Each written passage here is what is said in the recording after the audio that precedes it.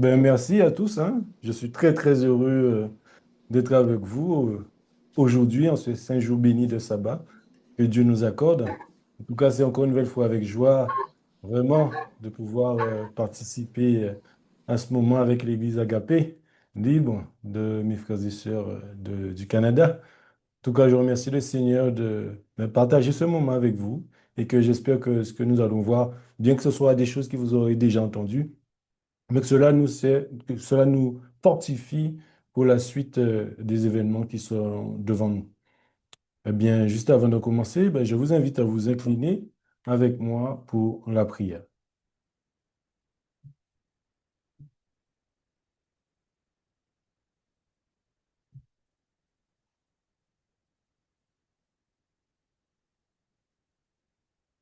Et Père éternel, notre Dieu, notre roi, nous te disons merci une nouvelle fois de pouvoir ouvrir ta parole, de pouvoir entendre parler de toi, de pouvoir voir ton amour à travers les Saintes Écritures, de voir comment tu as tout pourvu pour nous, afin que nous soyons prêts pour pouvoir prendre part à ton royaume. Le Père éternel, veuille disposer les cœurs de chacun d'entre nous, ici, présents, ainsi que ceux et celles qui écouteront par la suite ces messages. Veuille, Seigneur, nous disposer, voilà, nous accorder une portion, une nouvelle portion de ton Esprit Saint en nous, afin que nous puissions, Seigneur, non faire notre propre volonté, mais ta volonté. Et Seigneur Dieu, que tu sois honoré, glorifié, exalté sur toute la surface de la terre. Nous te demandons encore pardon pour tous nos péchés. Veuille nous laver, nous purifier ainsi que nous sanctifier dans le sang précieux de ton Fils Jésus. Et c'est en son nom que t'adressons cette prière et pour ta gloire. Amen.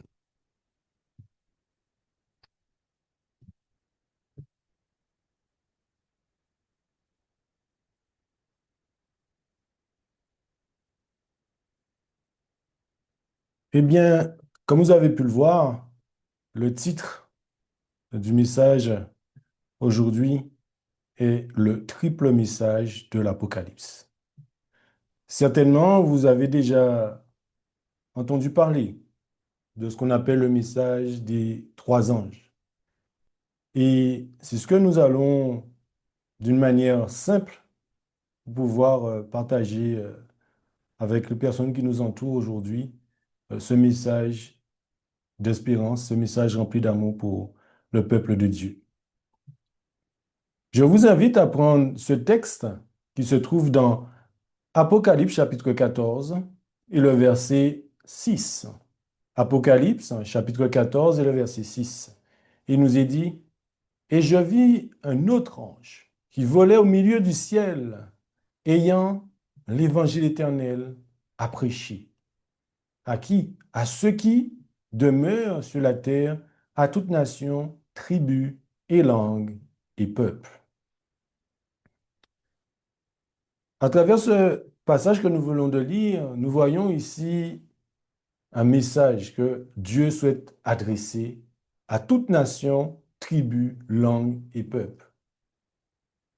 Et ce message, nous dit la servante du Seigneur, dans The Sing of the Time, le 18 avril 1895, l'évangile est est la puissance de Dieu pour le salut de tous ceux qui croient. Mais il fait partie de l'évangile d'avertir le pécheur du sort qui attend l'âme incrédule et impénitente. L'évangile est la puissance de Dieu pour le salut de tous ceux qui croient. Mais il fait partie de l'évangile d'avertir le pécheur du sort qui attend l'âme incrédule et impénitent. Voilà, en résumé, un tout petit peu de ce que c'est l'évangile. C'est la puissance de Dieu. Et nous allons voir une portion, mes amis, une portion de cet évangile éternel. Une portion de cet évangile éternel. Et nous allons nous poser la question, que dit Jésus justement sur les événements à venir lorsque l'évangile aura été prêché à toutes les nations? Que dit Jésus? Dans Matthieu chapitre 24, le verset 14, il nous est dit, et cet évangile du royaume sera prêché par tout le monde pour un témoignage à toutes les nations. Et alors, la fin viendra. Donc, la fin viendra à partir du moment où cet évangile du royaume sera prêché par tout le monde pour un témoignage à toutes les nations. Donc, on pourrait se poser la question qu'il y a des siècles maintenant où Jésus est venu parmi nous. Et Jésus a annoncé ces événements de sa prochaine venue. Donc, pourquoi la fin n'est-elle pas encore arrivée? Pourquoi la fin n'est-elle pas encore arrivée? Prenons le texte de Colossiens. Colossiens au chapitre 1 et le verset 23.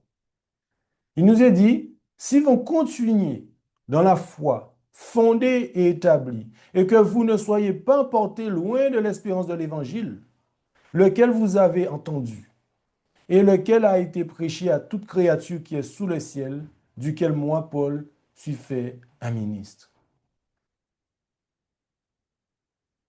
Là, à travers ce passage, mes frères et sœurs, il nous est fait mention du fait que nous ne devons pas être emportés loin de l'espérance de l'évangile. Et la Bible poursuit dans 2 Thessaloniciens au chapitre 2, verset 3, en nous disant qu'aucun homme ne vous trompe en aucune manière, car ce jour-là ne viendra pas à moins que l'apostasie ne soit arrivée d'abord et que l'homme de péché soit révélé, le fils de perdition. Donc, à travers les passages que nous venons de voir, mes frères et sœurs, chers amis, nous devons faire attention pour ne pas tomber justement dans certains pièges. Et malheureusement, c'est à cause de ces pièges-là que le peuple de Dieu ne fait pas un travail que Dieu nous a demandé pour hâter la venue de son Fils.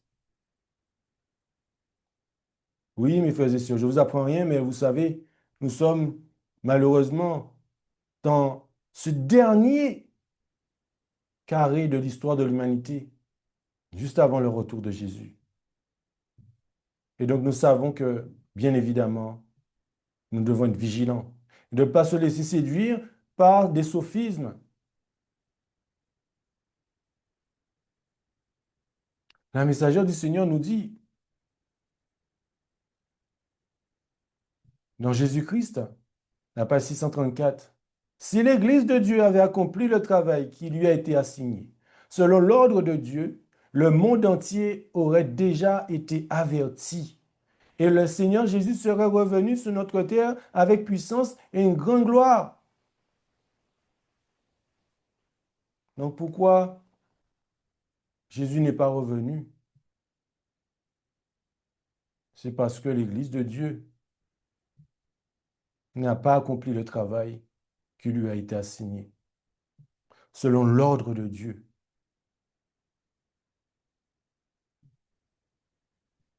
Et c'est vrai que ce message, ce triple message que nous retrouvons dans le livre de l'Apocalypse,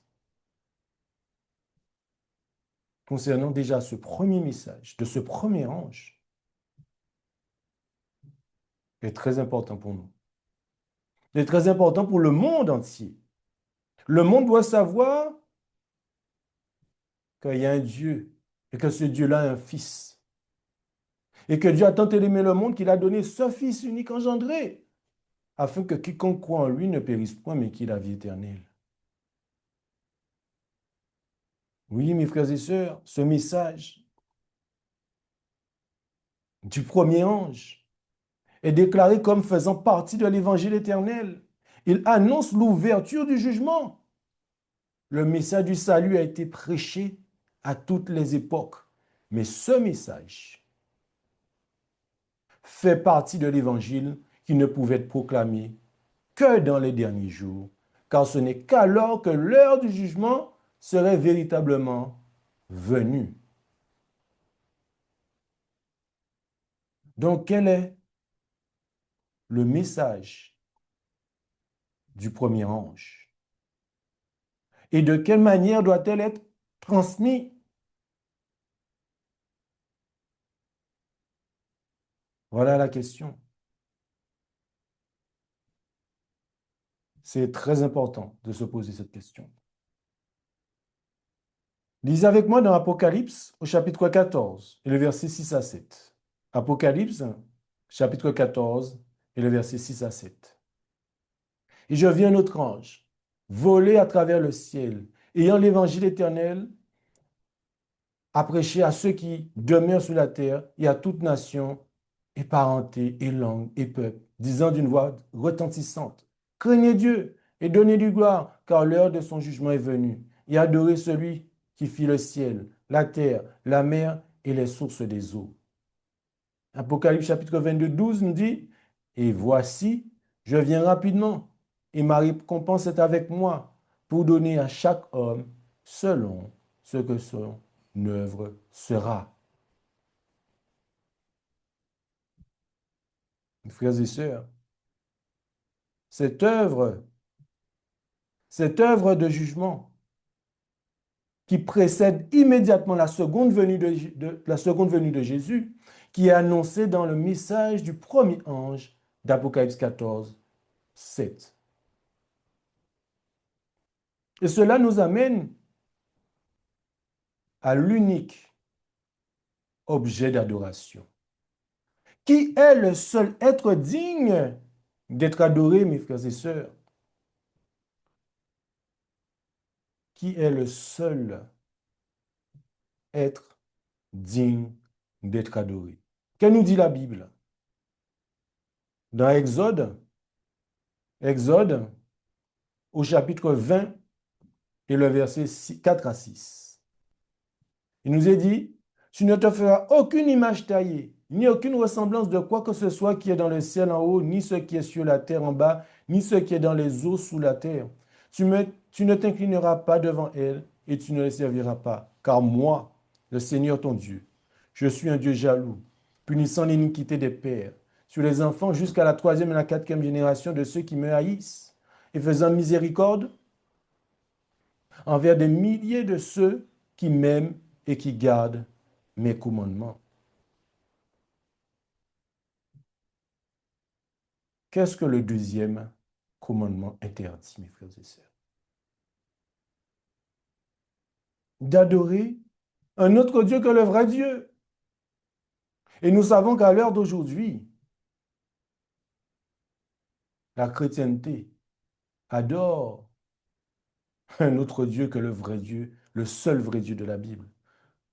Car nous savons dans Jean 17, verset 3, il nous est dit, oh, la vie éternelle, c'est qu'ils te connaissent, toi, le seul vrai Dieu, et celui que tu as envoyé, Jésus-Christ.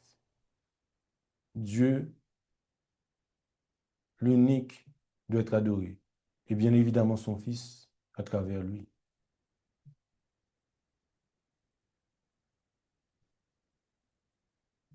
C'est que Dieu, l'objet de notre adoration. Il nous est dit que l'exemple le plus brillant que le monde ait jamais vu soit votre exemple. Plutôt que les hommes les plus savants et les plus érudits de l'époque, qui ne connaissent ni Dieu ni Jésus-Christ qu'il a envoyé, seuls le Père et le Fils doivent être exaltés. Mes frères et sœurs, et rien d'autre. Seul le Père et le Fils doivent être exaltés. La parole de Dieu continue en nous disant dans Apocalypse chapitre 19 et le verset 10.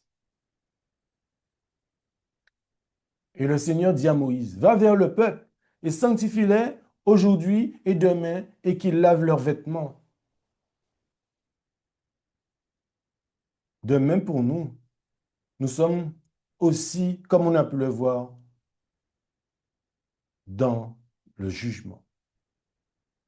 En 1844, il y a une œuvre de jugement qui a commencé. Car Dieu souhaite purifier son peuple. Pour pouvoir prendre part à son royaume, le Seigneur souhaite nous transformer à l'image de son Fils. Pour cela, nous devons lui donner notre cœur. Le laisser travailler notre cœur, car Dieu nous aime, il connaît encore mieux que nous, il nous connaît encore mieux que nous-mêmes. Il sait dans ce que nous avons besoin. Il nous aime et nous avons cette preuve qu'il a donné son Fils, son seul unique engendré qu'il avait pour nous sauver. Et c'est pour cela qu'il peut être l'unique objet de notre adoration. Dans Apocalypse 22, on poursuit au verset 8 et 9.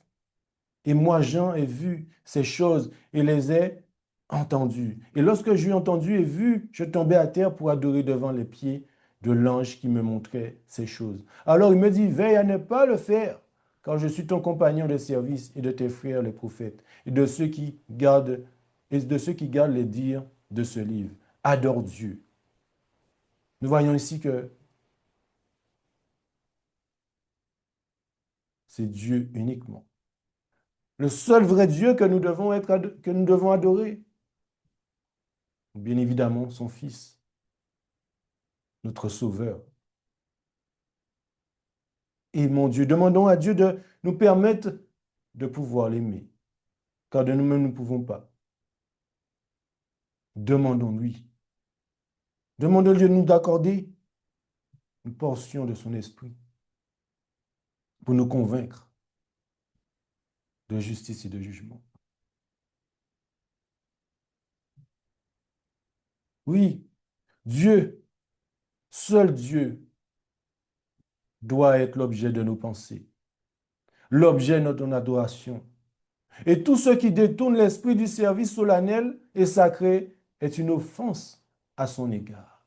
Je répète, Dieu doit être l'objet de nos pensées, l'objet de notre adoration. Et tout ce qui détourne l'esprit du service solennel et sacré est une offense à son égard. Oui, mes frères et sœurs, car le deuxième commandement interdit l'adoration du vrai Dieu par des images ou des similitudes. Pas de Dieu trois en un, ou trois dieux, ou je ne sais quoi. Non. De nombreuses nations païennes affirment que leur image n'était que des figures ou des symboles par lesquels la divinité était adorée. Mais Dieu a déclaré qu'une telle adoration était un péché. Oui, mes frères et sœurs. Lorsque nous adorons un Dieu à trois têtes, le Dieu du christianisme moderne, il nous est dit que c'est un péché. Parce que la Bible nous dit qu'il n'y a qu'un seul Dieu, c'est le Père. La Bible nous dit le seul vrai Dieu, c'est le Père. Il n'y a rien d'autre. Un être personnel.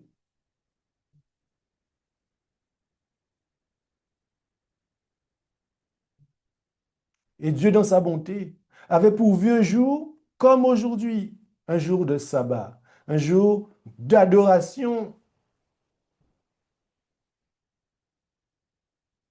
Parce que lorsque nous contemplons Dieu à travers son saint sabbat du septième jour, qu'est-ce que qu'est-ce que nous discernons? Qu'est-ce que nous discernons à propos de la véritable adoration, mes frères et sœurs? Lisons Exode chapitre 20, les versets 8 à 11. Exode chapitre 20, verset 8 à 11 nous dit, souviens-toi du jour du sabbat de le garder saint. Pendant 6 jours, tu travailleras et feras tout ton ouvrage. Mais le septième jour est le sabbat de qui? Du Seigneur, ton Dieu. En ce jour-là, tu ne feras aucun travail, ni toi, ni ton fils, ni ta fille, ni ta servante, ni ton serviteur, ni ton bétail, ni l'étranger qui est dans tes portails. Car en 6 jours, le Seigneur fit le ciel et la terre, la mer et tout ce qui en est en eux, et s'est reposé le septième jour. C'est pourquoi le Seigneur bénit le jour du sabbat et le sanctifia. C'est pour cela que vous savez qu'il y aura une grande controverse à ce sujet qui est devant nous. Si vous connaissez le projet 2025, c'est prêt. Tout est devant nous. Très bientôt, nous allons être confrontés une nouvelle fois à savoir qui est-ce que nous allons adorer.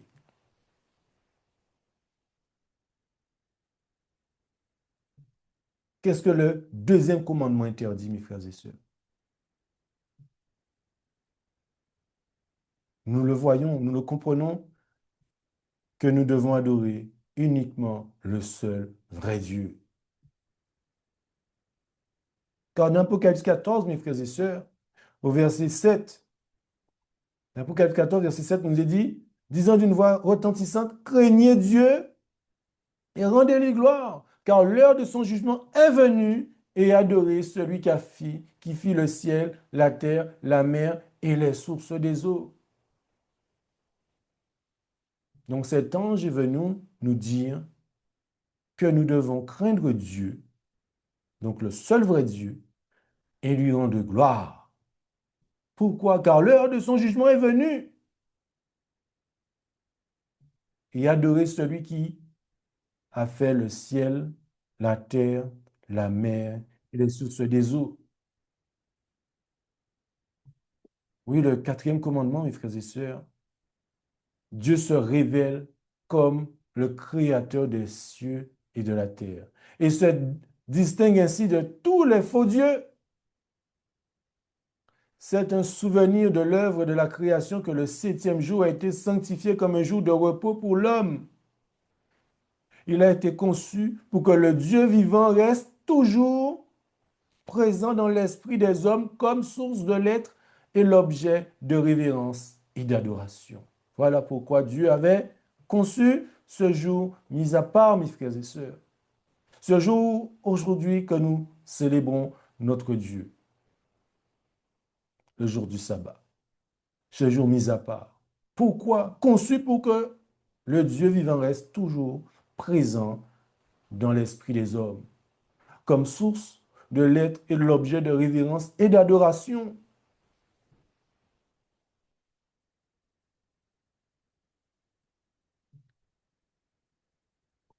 Un des pionniers, John Andrews,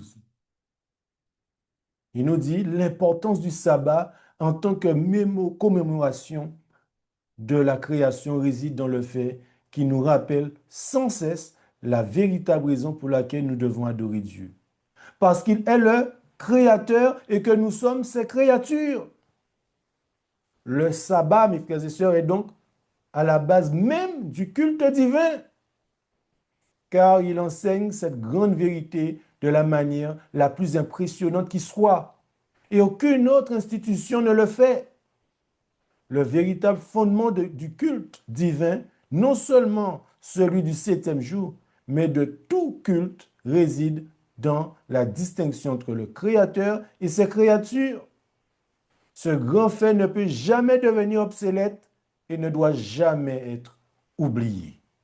Jamais être oublié. C'est pour nous le rappeler constamment que Dieu institua le sabbat en Éden. Et aussi longtemps que son attribut de créateur demeurera, la raison pour laquelle il faut l'adorer, le jour du repos béni par lui restera son signe et son mémorial. Si ce jour avait été universellement observé, les pensées et les affections des hommes seraient tournés vers le Créateur comme objet de leur adoration et de leur culte. Et jamais on n'aurait entendu parler d'un idolâtre, d'un incrédule ou d'un athée. L'observation du repos de l'Éternel est un signe de fidélité fidèle au vrai Dieu. De ce fait, le message qui ordonne aux hommes d'adorer Dieu et de garder ses commandements les exhortera tout spécialement à observer le quatrième commandement. C'est pour cela, mes frères et sœurs, il est très important que nous devons toujours travailler d'arrache-pied avec le Seigneur pour pouvoir parler du vrai Dieu, car il doit être l'unique objet de notre adoration.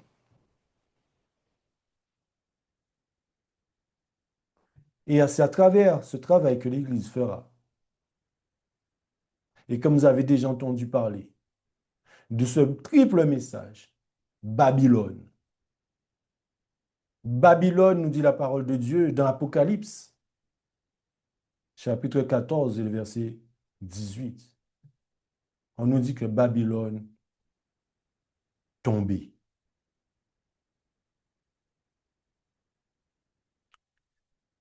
Qu'annonce le second ange et quelle est la signification de son message? Apocalypse chapitre 14 et le verset 8. Il y a un autre ange de suivi disant, elle est tombée Babylone, la grande ville, parce qu'elle a abreuvé toutes les nations du vin de la fureur de son impudicité. Babylone. Vous avez certainement déjà entendu parler de ce mot. Il nous est dit elle est tombée Babylone, la grande ville, parce qu'elle a abreuvé toutes les nations du vin de la fureur de son impudicité. Dans la tragédie des siècles, à page 411, la messagère du Seigneur nous dit, le terme Babylone dérive du mot Babel, qui signifie confusion. Elle est employée dans l'Apocalypse pour désigner les différentes formes d'une religion fausse ou apostate. Au 17e chapitre de l'Apocalypse, Babylone est représentée sous le symbole d'une femme, image que les Écritures emploient pour désigner une église. Une femme chaste quand il s'agit d'une église pure, une femme corrompue quand il s'agit d'une église apostate. Et Babylone est appelée la mère des impudiques. Ces filles représentent évidemment les églises qui s'attachent à ces doctrines et à ces traditions et qui, comme elles, sacrifient la vérité et l'approbation de Dieu pour contracter une alliance illicite avec le monde. Le message d'Apocalypse 14 annonce la chute de Babylone, concerne des organisations religieuses qui, autrefois pures, se sont corrompues. Donc nous voyons ici, mes frères et sœurs, qu'il nous est fait mention d'une mère et que cette mère a des filles et que ces filles, comment on considère que ce soit ces filles, c'est parce que elles font ce que la mère fait. En pratiquant ces doctrines et ces traditions et qui, comme elles, sacrifient la vérité et l'approbation de Dieu. Pourquoi? Pour contracter une alliance illicite avec le monde.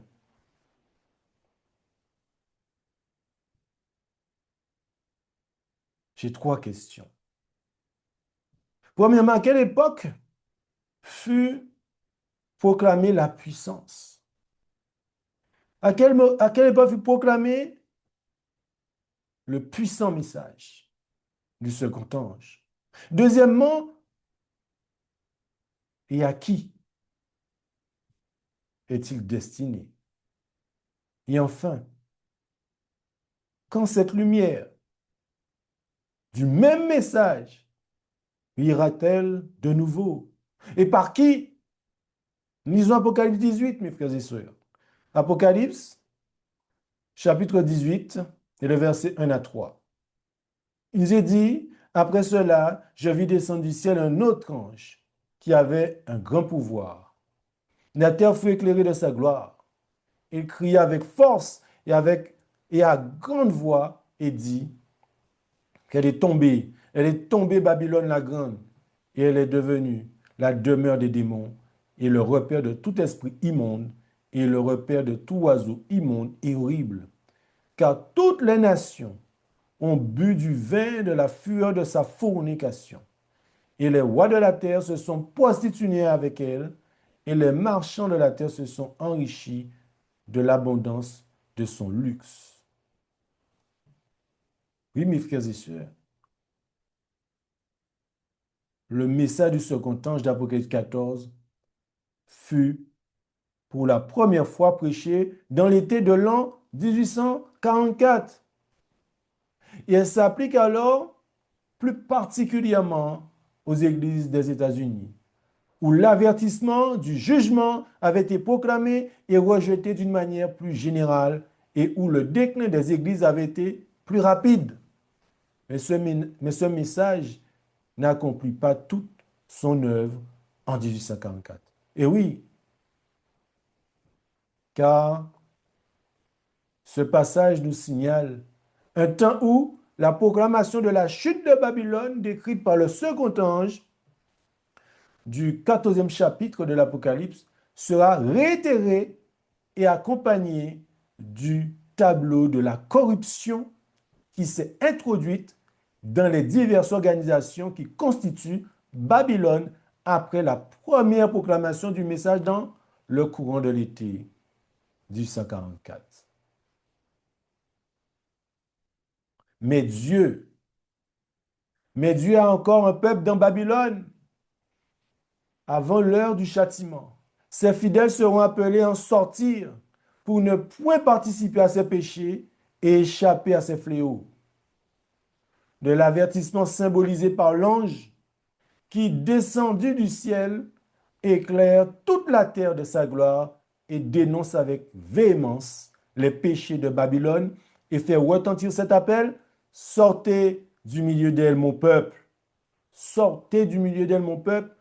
Ces proclamations constituent, avec le message du troisième ange, l'avertissement final donné aux habitants de la terre.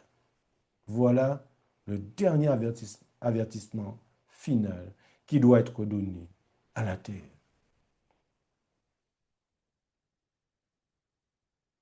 Et donc cela nous amène, une fois avoir dit que Babylone est tombée, nous amène à ce troisième message. Parce qu'on a dit qu'on va parler d'un triple message. Donc ça veut dire qu'il y aura un troisième message qui va être donné. Et ce message d'Apocalypse chapitre 14, toujours, qui doit être donné, c'est le message du troisième ange.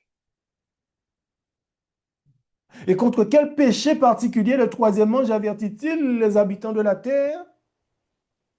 Mes frères et sœurs, nous allons le voir dans Apocalypse. Apocalypse au chapitre 14 et le verset 9 à 10. Apocalypse chapitre 14 et le verset 9 à 10.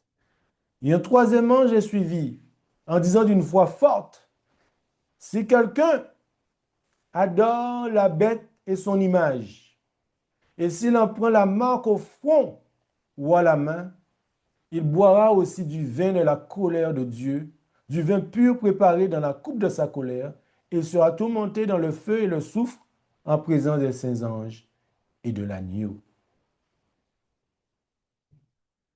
Là, vous avez vu, il nous est fait mention d'adoration.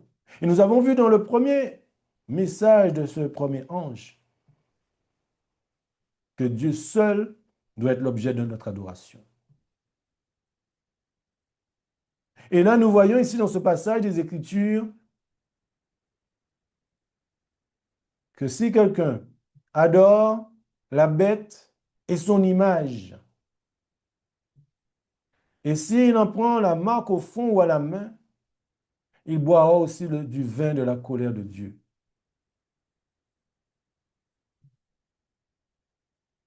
Nous ne devons pas adorer la bête ni son image. Mais qu'est-ce que cela veut dire, la bête et son image? Nous allons essayer de voir ça au fur et à mesure. Parce que nous allons comprendre que nous avons vu l'objet de notre adoration, c'est le seul vrai Dieu. Mais nous avons vu que c'est pendant ce jour, grâce à ce jour mis à part du sabbat, mis à part, qui est le sabbat, c'est pour justement ne jamais oublier qui est notre Créateur. Donc si nous adorons autre chose que le vrai Dieu, c'est que nous adorons la bête. Tout ce qui concerne cette institution. Tout qui est contraire à ce que Dieu nous demande dans sa parole. Si nous adorons un autre Dieu que le vrai Dieu, nous sommes sous l'égide de la bête. Et il nous est dit, cette institution, c'est-à-dire le sabbat, qui désigne Dieu comme le Créateur, est un signe de son autorité légitime sur les êtres qu'il a faits. Le changement du sabbat est le signe ou la marque de l'autorité de l'Église romaine. Ceux qui, tout en connaissant les termes du quatrième commandement, choisissent d'observer le faux sabbat au lieu du vrai, rendent hommage par la même au seul pouvoir qui a effectué ce changement. Et il s'agit de l'Église romaine, l'Église catholique romaine, qui est dirigée par un pape, la papauté, un système papal. Et lorsque ce grand conflit, lors de ce grand conflit, deux catégories de personnes bien distinctes apparaîtront en contraste l'une avec l'autre. L'une adore la bête et son image et reçoit quoi? Une marque sur son front ou sur sa main et attire sur elle les redoutables jugements annoncés par le troisième ange. Et l'autre offre un contraste saisissant par rapport au monde. Il garde les commandements de Dieu et la foi de Jésus. Donc pour échapper, mes frères et sœurs, à la colère de Dieu, nous devons écouter l'avertissement du troisième ange. Donc nous avons vu qui est la bête. Et nous allons voir l'image de la bête. Et qu'est-ce que la marque de la bête? Lisons Apocalypse chapitre 13. Apocalypse chapitre 13, versets 1 à 7. Et je vis monter de la mer une bête qui avait 7 têtes et 10 cornes, et sur ses cornes 10 diadèmes, et sur ses têtes un nom de blasphème. Et la bête que je vis ressemblait à un léopard. Ses pieds étaient comme ceux d'un ours, et sa gueule comme la gueule d'un lion. Et le dragon lui donna sa force et son trône, et un grand pouvoir. Et je vis l'une de ses têtes comme blessée à mort. Mais cette plaie mortelle fut guérie, et toute la terre étant dans l'admiration suivit la bête. Et on adora le dragon qui avait donné son pouvoir à la bête. On adora aussi la bête en disant, qui est semblable à la bête? Et qui pourra combattre contre elle? Et on lui donna une bouche qui disait de grandes choses et des blasphèmes, et on lui donna le pouvoir de faire la guerre pendant 42 mois. Et elle ouvrit la bouche pour blasphémer contre Dieu pour blasphémer contre son nom et son tabernacle, et contre ceux qui habitent dans le ciel. Et il lui fut aussi donné de faire la guerre aux saints et de les vaincre. Et il lui fut donné puissance sur toute tribu, langue et peuple. Donc nous voyons ici, mes frères et sœurs, beaucoup d'éléments concernant la bête. Parce qu'on nous dit que la bête, premièrement, qu'il vit, j'en vis, monter de la mer une bête qui avait 7 têtes et 10 cornes, 10 diadèmes. Et sur sa tête, un nom de blasphème. OK? Et ensuite, on dit que, verset 4, et on adora le dragon qui avait donné son pouvoir à la bête. Donc le dragon, Satan, donne son pouvoir à la bête. Et donc, qu'est-ce qui se passe? Ils adoraient aussi la bête. Et ensuite,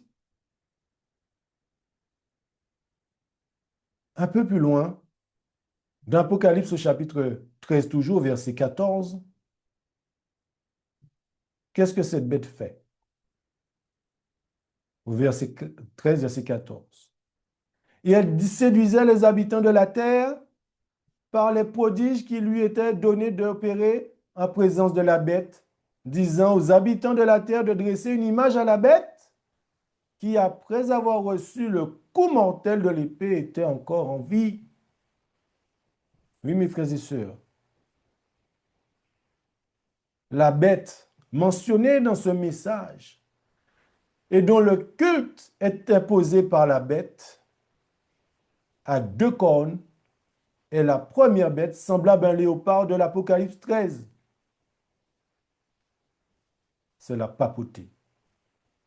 Et l'image de la bête, qu'est-ce que c'est l'image de la bête? L'image de la bête représente la forme de protestantisme apostat qui se développera quand les églises protestantes rechercheront l'aide du pouvoir civil pour imposer leurs dogmes. Donc je reprends. La bête mentionnée dans ce message d'Apocalypse 14, verset 9 à 10, et dont le culte est imposé par la bête, à 2 cornes, est la première bête semblable à un léopard de l'Apocalypse 13, la papauté. L'image de la bête représente la forme de protestantisme apostat qui se développera quand les églises protestantes rechercheront l'aide du pouvoir civil pour imposer leurs dogmes. Et en contraste à cela, le signe ou le sceau de Dieu se trouve dans l'observation du sabbat, institué pour qui, mes amis? Cela a été institué en souvenir de la création le 7e jour de la semaine. Et la marque de la bête est au contraire l'observation du premier jour de la semaine, qui est le dimanche. Cette marque distingue ceux qui reconnaissent la suprématie papale de ceux qui acceptent l'autorité de Dieu. Nous comprenons qu'il y aura le sabbat et le dimanche. L'institution de Dieu ou celle de la papauté, la bête. Et pour cela, comme vous avez pu le voir, il y a une image à cette bête. Et cette image à cette bête, on a vu, c'est lorsque le protestantisme va demander, va utiliser, non, la bête du moins va utiliser le protestantisme pour que le protestantisme puisse imposer ses dogmes à travers ce que la bête voudra. Donc nous voyons qu'il y aura Dieu et Satan. Nous voyons qu'il y aura le seul objet de notre adoration, qui est le seul vrai Dieu, à travers son jour d'adoration, le sabbat, et Satan, à travers la papauté, le système papal, leur jour d'adoration qui sera le dimanche. Deux oppositions. Et c'est ce qui nous attend. Il nous est dit que Jean fut invité à contempler un peuple distinct de ceux qui adorent la bête ou son image en gardant le premier jour de la semaine. L'observation de ce jour est la marque de la bête. Donc la marque de la bête, mes frères et sœurs, c'est l'observation de ce jour qui est le dimanche. C'est ce jour qui est observé, malheureusement, par la plupart dans le christianisme. Et quel sera le résultat du message du troisième ange? Qu'est-il dit du peuple de Dieu au moment où le troisième ange achève son œuvre, c'est-à-dire son avertissement? Qu'est-ce qu'il est dit du peuple de Dieu au moment où le troisième ange achève son avertissement? Voilà ce qu'il nous est demandé. Apocalypse 14, le verset 12, il nous est dit, c'est ici la patience des saints. Ce sont ici ceux qui gardent les commandements de Dieu et la foi de Jésus. La foi de Jésus, mes frères et sœurs.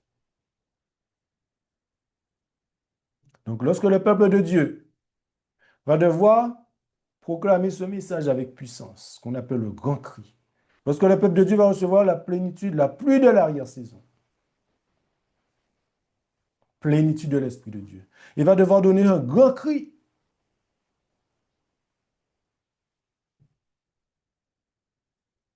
Nous devons être dans cette condition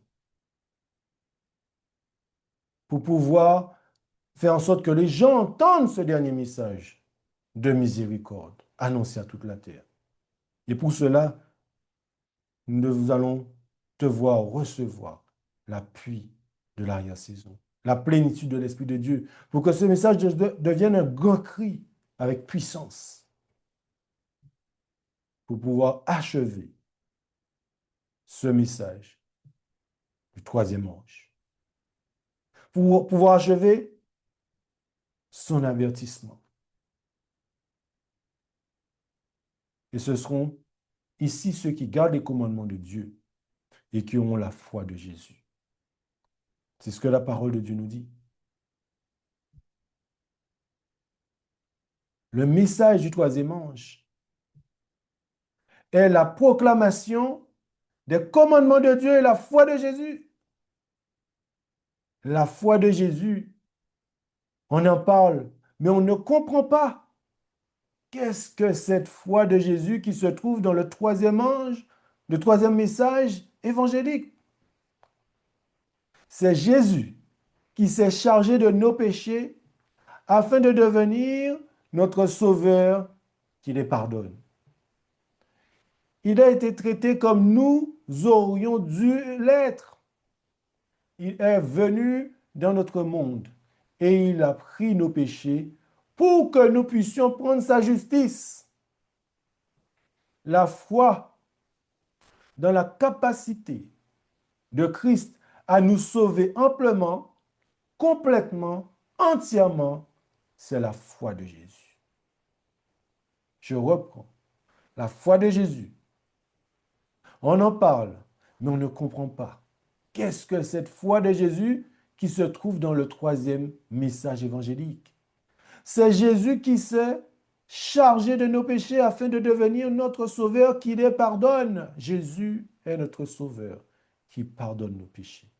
Il a été traité comme nous aurions dû l'être, par amour pour nous. Il est devenu dans notre monde et il a pris nos péchés pour que nous puissions prendre sa justice. La foi dans la capacité de Christ à nous sauver amplement, complètement, entièrement, c'est la foi de Jésus. Ou l'apôtre Jean, mes frères et sœurs, A-t-il vu que ceux qui ont vaincu la bête et son image et qui n'ont pas reçu sa marque? Où est-ce que Jean l'a vu? Qu'est-ce qu'il dit? Dans Apocalypse chapitre 15, Apocalypse chapitre 15, et le verset 2 et 3. Je vis aussi comme une mer de verre, mêlée de feu, et ceux qui avaient vaincu la bête et son image et sa marque et le nombre de son nom, qui se tenaient sur la mer de verre, ayant les arbres de Dieu. Et ils chantaient quoi? Le cantique de Moïse, serviteur de Dieu, et le cantique de l'agneau, en disant, tes œuvres sont grandes et admirables. Ô Seigneur Dieu Tout-Puissant, tes voies sont justes et véritables au roi des saints. Donc ceux qui auront vaincu la bête, ceux qui auront vaincu son image, ceux qui auront vaincu sa marque, chanteront sur la mer de verre, avec des harpes à la main, un cantique. Le cantique de Moïse, le cantique de l'agneau, en disant, nous dit la Bible, tes œuvres sont grandes et admirables, ô Seigneur Dieu Tout-Puissant. Tes œuvres sont justes et véritables. Voilà ce que les victorieux, ceux qui ont gardé les commandements de Dieu et ceux qui ont endossé la foi de Jésus. Voilà ce qu'ils diront. Voilà ce que Dieu a pourvu pour nous, mes frères et sœurs, en ce matin.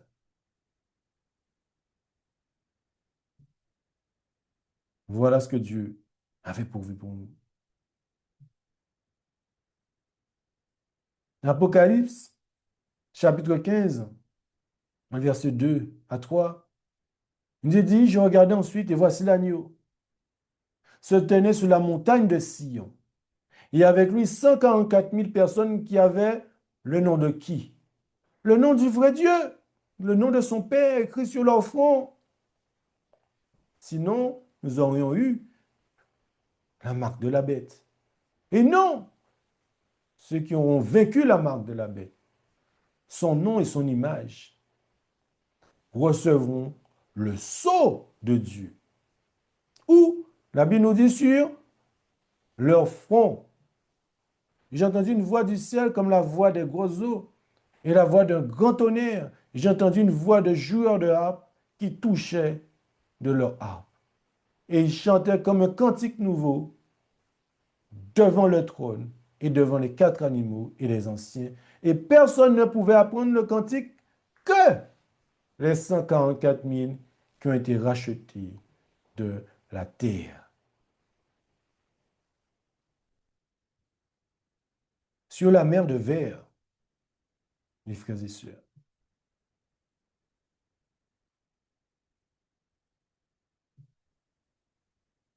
sur la mer de cristal qui est devant le trône de Dieu, et que les reflets de la gloire de Dieu font ressembler à du verre mêlé de feu, sont réunis ceux qui ont vaincu la bête et son image, et le nombre de son nom.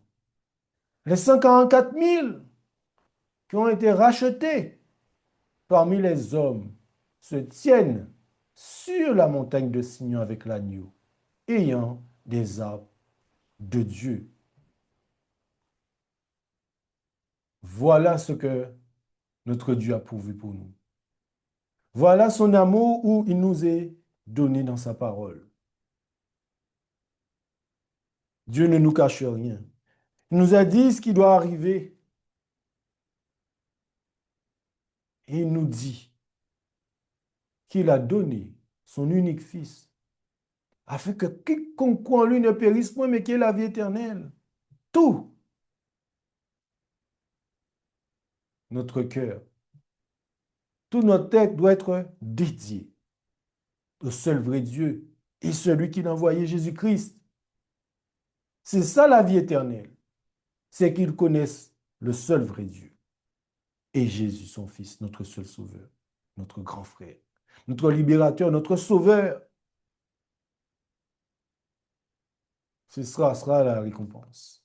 Nous serons très bientôt sous cette mer de verre, sous cette mer de cristal avec notre Dieu. Et c'est ma prière pour chacun d'entre nous ce matin, c'est de croire et d'espérer et de demander à Dieu de nous aider à être prêts et accepter son appel. Car Dieu, à l'heure où nous sommes en train de parler, appelle beaucoup de gens. Vous savez, pas plus tard qu'en début de semaine, dans mon travail, j'ai été faire une visite pour quelqu'un qui cherche un hébergement. Et cette personne avec qui je suis allé, qui souhaite cet hébergement, est chrétienne. Et juste avant de terminer euh, ce moment de visite, eh bien,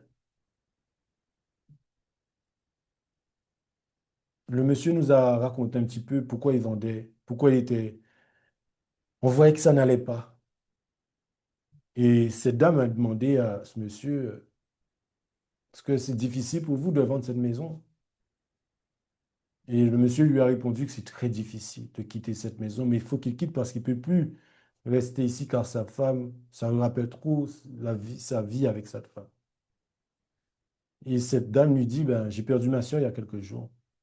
Mais vous savez, la seule chose qui me permet et qui m'a permis d'être debout devant vous, de tenir, c'est Dieu. Et je vais prier pour vous. Est-ce que vous voulez que je prie pour vous? Et cet homme a dit, oui, priez pour moi. Et en partant, cette dame dit, ben, je vais penser à vous. Et le monsieur a répondu, surtout ne m'oubliez pas. Vous voyez, et juste après cette visite, j'étais dans une autre visite. Et cette même personne que j'ai amenée à discuter avec les personnes qui vendaient leurs biens. Et qu'est-ce que ces personnes ont dit? Bien évidemment, cette sœur a parlé de sa foi. Eh bien, ces personnes ont dit, méfiez-vous car on a beaucoup de gens à l'heure d'aujourd'hui qui souhaitent exprimer leur foi, parce que moi j'habite à la campagne, qu'ils aiment exprimer ils auraient aimé exprimer leur foi, mais ils ne se permettent pas de le faire car avec tout ce qu'il y a eu avec l'islam et compagnie, ils préfèrent ne pas parler de leur foi. Et donc on voit que les si peu à chaque fois, situation, conversation, dès qu'on tend une perche, on se rend compte au final que nous sommes dans un temps solennel, un temps de jugement où le cœur, Dieu toque, frappe à la porte des cœurs des gens. Et c'est à nous, en tant que peuple, nous devons plus avoir peur, plus se donner des excuses en disant, oh là là, qu'est-ce qu'ils vont dire si je parle de ma foi? Non, les gens maintenant sont prêts à entendre, je pense, car nous voyons que Jésus revient très bientôt. Et nous l'avons lu. Pourquoi Jésus n'est pas revenu? Si l'Église de Dieu avait accompli le travail qui lui a été assigné selon l'ordre de Dieu, le monde entier aurait déjà été averti et le Seigneur Jésus serait revenu sur notre terre avec puissance et une grande gloire. Jésus nous invite ce matin, mes frères et sœurs, pour ceux et celles qui ne l'ont pas fait, c'est le moment de donner son cœur. Jésus nous invite aussi dans Matthieu chapitre 19. Allez, par toute la terre. Allez vers les nations. Faites des disciples. Voilà ce que l'Église de Dieu avait été assignée. Aller par le monde entier et d'annoncer la bonne nouvelle. Donc, je vous invite tous ce matin à aller. C'est le moment d'aller annoncer la bonne nouvelle du retour de Jésus. Car Jésus aussi est mort pour eux et ils doivent le savoir. Et c'est à cela que le peuple de Dieu a été assigné. La moisson est grande, il y a peu d'ouvriers. Mais le Seigneur nous a appelés tous à aller et annoncer son amour et bientôt le retour de Jésus. Que Dieu nous bénisse. Amen. Seigneur Dieu, notre roi, nous te disons merci une nouvelle fois. Nous avons rappelé, Seigneur, ton amour. Nous avons rappelé les bénédictions que tu as pourvues pour nous. Seigneur, nous ne sommes pas dignes de quoi que ce soit. Nous nous sentons tellement misérables. Seigneur, veuille nous fortifier, veuille disposer nos cœurs à entendre ta voix, à ne plus te rejeter, à plus te repousser. Nous voyons tout ce qui se passe devant nos yeux. Personne ne peut boucher ses oreilles et fermer ses yeux et ne pas croire que ces événements qui se présentent à nous, c'est pour nous avertir. Tu es un Dieu bon, tu as toujours prévenu ton peuple. Tu ne fais rien sans prévenir, car tu nous aimes et tu souhaites que nous soyons prêts. Le Seigneur bénisse mes frères et sœurs. Veuille, Seigneur, leur permettre de prendre cela au sérieux. Tous celles et ceux encore qui sont dans les villes, que tu puisses pouvoir leur donner la foi, quelque chose à la campagne. Qu'ils puissent, Seigneur, aller de l'avant, que ce soit à travers les difficultés ou les soucis, mais qu'ils puissent toujours avoir le regard fixé sur toi. Oui, Père éternel, que tu sois honoré, glorifié, exalté en ton saint jour, béni, sanctifié que tu as mis à part. Que tu sois béni, honoré, exalté. Encore pardon pour tous nos péchés. Puisses-tu nous laver, nous purifier, nous sanctifier dans le sang précieux de ton Fils, notre seul Sauveur. Que nous te prions pour ta gloire. Amen.